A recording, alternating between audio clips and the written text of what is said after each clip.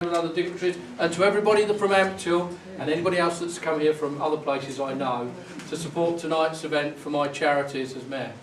Now, for those that don't know, the three charities are Bliss, which is Baby Life Support Systems, and for anybody that knows Summerfield well, you'll know why we hold that very close to our hearts for prem babies.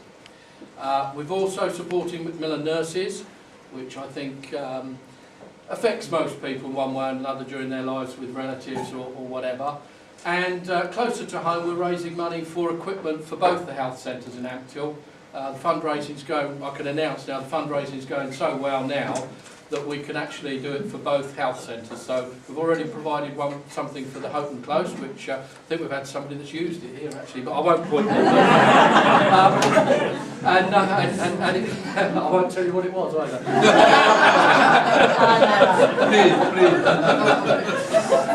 So now we're raising money for something for the other health centre, which I forget the name, but it's Dr. Lockley's side, isn't it?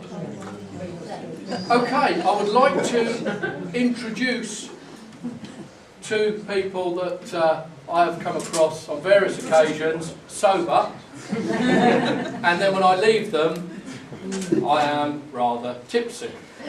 So I hope you're all going to have a good night tonight. They're two people that know an awful lot about wine, but not just the wine, how it's grown, where it comes from, how to open a bottle, how to do everything correctly when you're tasting wine. So I'd like to hand over to Bill and Sal, and if you would take the floor, please. Thank you, Gary.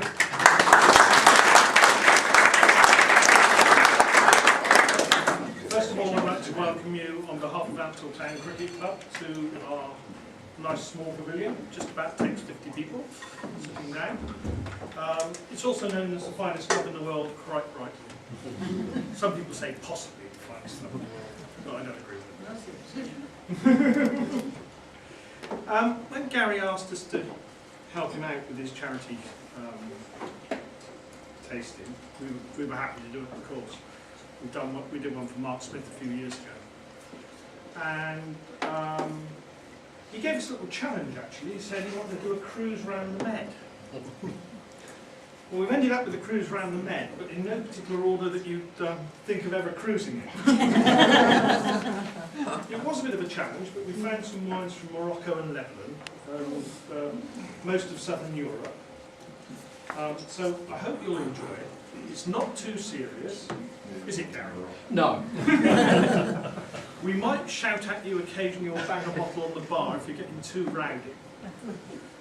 I'm an amateur. Sally's an ex-professional.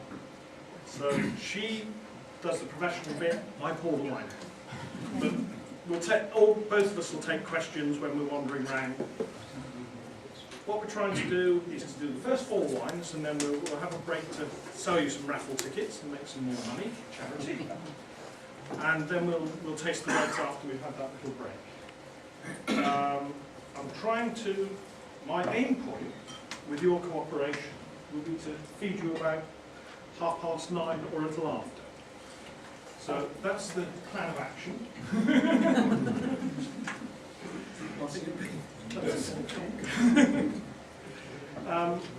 So I'll hand you over to Sally, who will start talking about some of these wines we've got. Let's leave me the blurb. Good evening. After that lot, what can I say? It's true, I was a professional for quite a long time, and I have taken all wine exams.